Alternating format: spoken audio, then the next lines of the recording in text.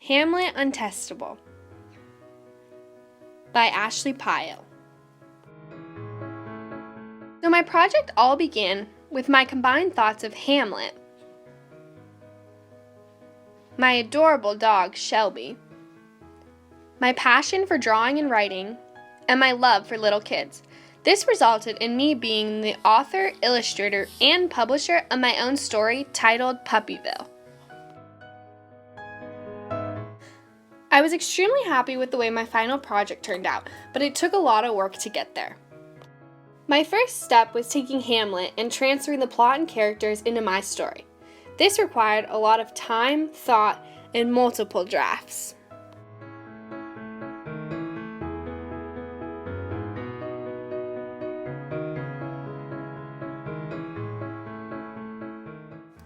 Through my writing process, I was lucky enough to meet with a local Poway author, Cindy Murray. Cindy Murray has 3 published children's books and was a great resource for help and advice with writing my story. Mrs. Murray's stories were about 2 adventurous girls, Sophie and Scotty. I read them when I was younger and absolutely loved them. The next step was my favorite, drawing and coloring. By searching pictures on Google of the dogs, it helped me develop the sketches the way I wanted them to look like. And in my opinion, coloring is always fun, so I really enjoyed that part of my project.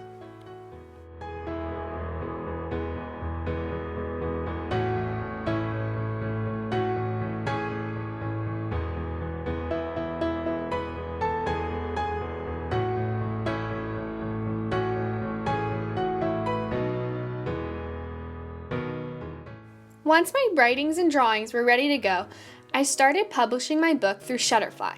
For this step, I was super organized, so it was really simple for me. I enjoyed adding my own touch on the way my book was going to be presented.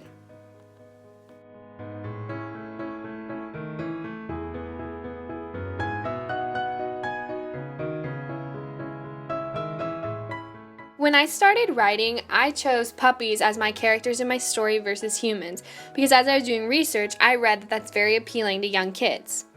To make sure little kids could understand my story, I had to alter some of Hamlet. One alteration was that Princess Shelby, who portrayed Hamlet, dreamt her mom was poisoned by her aunt, rather than a ghost telling her aunt murdered her mom. I thought that was a little less complicated and less scary to younger kids.